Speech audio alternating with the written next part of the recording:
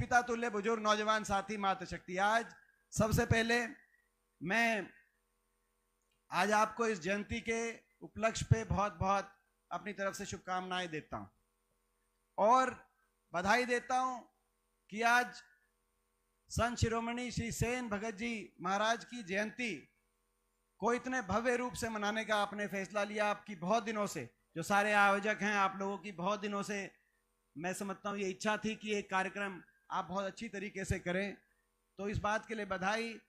और हजारों की संख्या में जो लोग यहाँ पहुंचे, मैं जब आ रहा था चारों तरफ वो रोड भी जाम थी, खाने पे भी बहुत लोग थे, यहाँ भी था, पूरा आज एक जयंती का एक मेला अपने यहाँ पे, जिसे हर्ष उल्लास से यहाँ मनाकर हजारों की संख्या में लोग यहाँ पहुंचे हैं। मैं सभी का बहुत बहुत आप सबको बधाई देता हूं और शुभकामनाएं देता हूं। आज ऐसे समय पे जयंती का कार्यक्रम हम मना रहे हैं कि जयंती के इस कार्यक्रम में शामिल होने के साथ साथ राजनीति की भी दो बातें करना आवश्यक। मगर सबसे पहले मैं जयंती की बात कहूंगा और आपको मैं बधाई क्यों दे रहा हूं सारे आयोजकों को, इसीलिए मैं बधाई दे रहा हूं कि जो भी समाज अपने आदर्श, संस्कार, संस्कृति को याद करके और अगली पीढ़ी को सौंप के जाता है, वही समाज, वही देश आगे जाता है।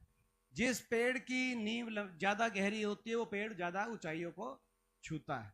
और इसीलिए ये जयंती का इतना भव्य आयोजन आज हम याद कर रहे हैं, इस श्रद्धांजलि दे रहे हैं और नमन कर रहे हैं इस जयंती के उपलक्ष्य में। और हम अपनी अगली पीढ़ी को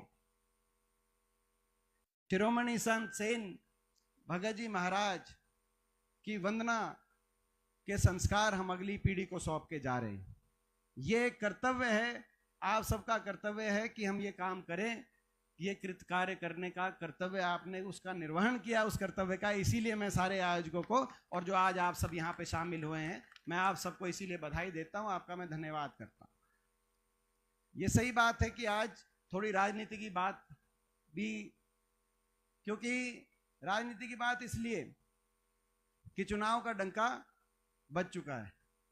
ये जो सरकार है आखिरी 6 महीने में पहुंच चुकी है, जो खट्टर सरकार हरियाणा में, खट्टर दुष्यंत सरकार, बीजेपी जेजेपी की सरकार, आखिरी 6 महीने में कैसे, आप तो कहोगे कि अभी 10 महीने बचे हैं इलेक्शन के, लेकिन 10 महीने नहीं बचे, इनके काम करने के 6 ही महीने बचे हैं।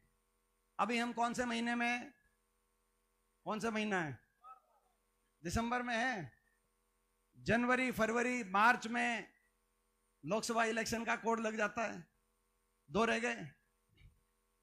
मार्च में इलेक्शन शुरू होता है और मई की 30 को देश की सरकार के गठन होने का समय है। उसके बाद मई की 30 के बाद कोड हटेगा, 2 महीने अभी बचे, और उसके बाद जून, जुलाई और अगस्त, और फिर सितंबर में इलेक्शन हो जाएगा, अक्टूबर में सरकार बन जाएगी। यही बात है ना। तो इनके पास 3-4 महीने तो तब बचे हैं और 2-3 महीने इनके पास अब बचे काम करने के। इनके 6 महीने रह गए। तो इस सरकार ने जो काम करना था, हरियाणा का कितना विकास करना था, हर वर्ग का क्या कल्याण करना था, वो आपके सामने आ चुका है। तो आज आकलन करने का समय है, तराजू पे रख के तोल के फैसला करने का समय है कि हमारा प्रदेश, हमारे प्रदेश में क्या होगा। और पूरे प्रदेश में, हरियाणा के कोने कोने में, जहां भी मैं जा रहा हूं, पूरे हरियाणा के कोने कोने में एक ही बात आ रही है, बोले पिछली बार तो थोड़ी सी 2-4 सीटों की कसर रह गई थी ना, तो बदलाव पिछली बार ही हो गया होता हरियाणा में, बोला इस बार कोई कसर नहीं रहेगी। हर हरियाणा कोने से एक ही बात आ रही है, बीजेपी जेजेपी की खट्टर दुष्यंत सरकार जा रही है और हुड्डा साहब के नेतृत्व में कांग्रेस पार्टी की सरकार आ रही है। आज कल चुनाव के नतीजे आए तो किसी ने कहा कि जी इलेक्शन में 2-3 स्टेटों में उतना आशा के हिसाब से फैसला नहीं हुआ जितना हम आशा कर रहे थे। हरियाणा में इतनी लहर चल रही है, कांग्रेस की सरकार आ रही है, अब क्या होगा। मैंने कहा हरियाणा में वही होगा जो तेलंगाना और हिमाचल प्रदेश में हुआ है, वही हरियाणा के अंदर होगा। ये मैंने कहा, जो तेलंगाना में प्रचंड बहुमत आया, कर्नाटक में प्रचंड बहुमत आया और 2/3 बहुमत से हिमाचल के अंदर जब सरकार बनी, जो वो सब वहां जो नतीजा आया, हरियाणा में भी वही नतीजा है, क्योंकि हरियाणा में हम मेहनत कर रहे हैं, दिन रात लोगों के बीच में लोगों की लड़ाई लड़, क्योंकि हरियाणा के लोगों ने मन बना लिया। यहां की सरकार, हर प्रदेश की अलग परिस्थिति होती है, यहां की सरकार की परिस्थिति ऐसी है। खट्टर सरकार के 9.5 साल में जो प्रदेश विकास में देश में नंबर 1 पे गिना जाता था, हरियाणा प्रदेश, कांग्रेस की सरकार में 2014 से पहले हुड्डा साहब के नेतृत्व की सरकार में अगर हम याद करें, प्रति व्यक्ति आय में हम नंबर 1 थे, प्रति व्यक्ति निवेश में नंबर 1 थे, खिलाड़ियों के सम्मान में नंबर 1 थे, गरीब के कल्याण में की कल्याणकारी योजनाओं में, चाहे 100 गज के प्लॉट की बात हो, चाहे स्कूल की वजीफे की बात हो, चाहे बुढ़ापा पेंशन हो, देश में हरियाणा नंबर 1 था। 10 साल तक आपस में भाईचारे पे कभी खरोच नहीं आई। 10 साल तक खुशहाली के रास्ते हरियाणा आगे बढ़ा। कभी किसी वर्ग को, ना व्यापारी को, ना कर्मचारी को, ना दुकानदार को, ना सरपंच को, ना खिलाड़ी किसी वर्ग को धरना देना, अपने मांगों के लिए कभी धरना नहीं देना पड़ा, कभी पुलिस को कहीं लाठीचार्ज नहीं करना पड़ा। किसी वर्ग की कोई बात आई तो उस वर्ग ने सरकार के समक्ष अपनी उस समय बात रखी और उनकी सुनवाई हुई और समाधान निकालने का प्रयास हुआ। 10 साल हरियाणा आगे बढ़ा, मगर अच्छे दिनों का नारा आया कि अच्छे दिन लाएंगे। लोगों ने सोचा हरियाणा में भी क्या पता और अच्छे दिन आए। बीजेपी को लोगों ने बीजेपी का साथ दिया। 2014 में खट्टर सरकार बनी हरियाणा में, लेकिन उस सरकार ने क्या किया? जो हरियाणा विकास में देश में आगे था, कहीं मेट्रो आ रही थी तो कहीं रेल की लाइन बिछ रही थी, कहीं थर्मल का कारखाना बन रहा था तो कहीं आईएमटी के अंदर बड़े बड़े उद्योग स्थापित किए जा रहे थे, कहीं यूनिवर्सिटियां बन रही थी, विश्वविद्यालय बन रहे थे। उस हरियाणा को 9.5 साल की सरकार ने विकास की पटरी से उतारने का काम किया। उस हरियाणा को आज विकास में तो हरियाणा पहुंच गया 18वें नंबर पे देश में। नंबर 1 अगर बन गया देश में, जो दुख है हमें, तो देश में अगर नंबर 1 बन गया तो बेरोजगारी में आज हरियाणा देश में नंबर 1 बन गया। हर घर में एक पढ़ा लिखा शिक्षित नौजवान बेरोजगार, बेरोजगारों की फौज खड़ी हो गई। कोई नौजवान डिप्रेशन की तरफ, कोई नौजवान नशे की तरफ। देश में नशे में भी देश में हरियाणा और नशे से रिलेटेड ओवरडोज डेथ्स में भी देश में नंबर 1, पंजाब से ज्यादा नशा आज हरियाणा के अंदर। बेरोजगारी में नंबर 1, आज नौजवान नशे में नंबर 1। आज हरियाणा का नौजवान अपना भविष्य को अंधकार में पा रहा है। कहीं डिप्रेशन की बात, कहीं नशे की बात, कहीं अपराध की बात, कहीं घर बार बेचकर विदेश की तरफ पलायन, विदेश की तरफ पलायन की तरफ आज हरियाणा का नौजवान। ये स्थिति आज बन गई क्योंकि हरियाणा के अंदर ना तो सरकारी नौकरी मिल पाई इन 9.5 साल में, या तो नौकरियां समाप्त कर दी गई। हमारे समय अकेले शिक्षा महकमे में 1 लाख से ज्यादा की भर्ती हुई थी। 9.5 साल में जेबीटी तक की भर्ती नहीं करी, जेबीटी तक की भर्ती नहीं करी।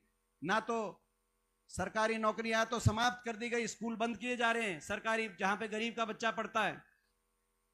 कहीं बड़े बड़े उद्योगपतियों के हवाले रेलवे, एयरपोर्ट, पोर्ट, सरकारी नौकरियां या तो समाप्त की जा रही हैं, कच्चों में परिवर्तित की जा रही हैं।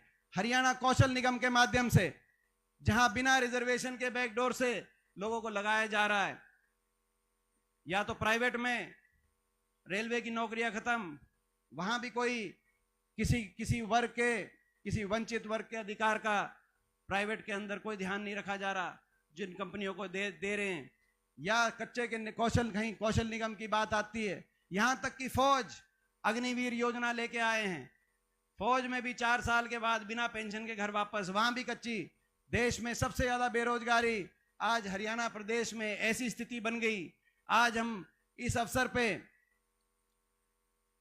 सैन जयंती के इस पावन अक्षर संकल्प लेते हैं कि इस कौशल निगम को समाप्त करेंगे।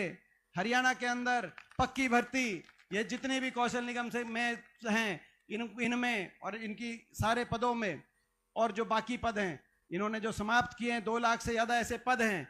पक्की भर्ती हरियाणा के अंदर, और उस पक्की भर्ती में हर वर्ग का और ओबीसी समाज का जितना अधिकार है, उन ओबीसी समाज का 2 लाख भर्ती आते ही 2 लाख भर्ती हरियाणा के अंदर लागू करने का काम करेंगे। आज बेरोजगारी की चपेट में जो हरियाणा का नौजवान है, उसको रोजगार सृजन में हरियाणा को नंबर 1 बनाने का हम संकल्प आज ले रहे हैं। जो बेरोजगारी में आज नंबर 1 है, बेरोजगारी में नंबर 1, महंगाई में आज प्रदेश सबसे ज्यादा वेट, क्योंकि सबसे ज्यादा कर्जा चल गया, अर्थव्यवस्था चौपट हो गई खट्टर सरकार में, कोई इंडस्ट्री आई नहीं, सबसे ज्यादा टैक्स लग गया। अभी मैं चुनाव में गया राजस्थान में मैं बताना चाहता हूं आपको, राजस्थान में जो हरियाणा के साथ वाले सारे जिले हैं, चुरू, झुंझुनू, सीकर, जयपुर तक 34 सीट हैं, 34 में से 30 सीट कांग्रेस पार्टी जीती, और इसी नारे पे जीती, सारी सीट जो 7 लगती सीट हैं इसी नारे पे जीती कि भाई हरियाणा से सस्ता डीजल, हरियाणा से सस्ता पेट्रोल, हरियाणा से सस्ता गैस का सिलेंडर। यहां पे सबसे महंगा, देश में सबसे ज्यादा महंगाई कहीं देखनी है तो हरियाणा आइए। डीजल, पेट्रोल, रसोई गैस का सिलेंडर, बच्चों की स्कूल की फीस, बिजली के बिल, काम किया नहीं, महंगाई का बोझ हर परिवार के ऊपर, महंगाई का बोझ, बेरोजगारी का बोझ। और एक नंबर और बना दिया हरियाणा देश में, किस चीज में? भ्रष्टाचार में देश में नंबर 1 हरियाणा। क्योंकि गठबंधन जो हुआ, ये बीजेपी का, जेजेपी का, खट्टर और दुष्यंत का गठबंधन, ये गठबंधन किसी ऐसे आधार, जनहित के आधार पर गठबंधन नहीं हुआ। आप जानते हो, इन्होंने कहा कि हम समर्थन दे रहे हैं, 5100 बुढ़ापा पेंशन पे समर्थन दे रहे हैं, और हरियाणा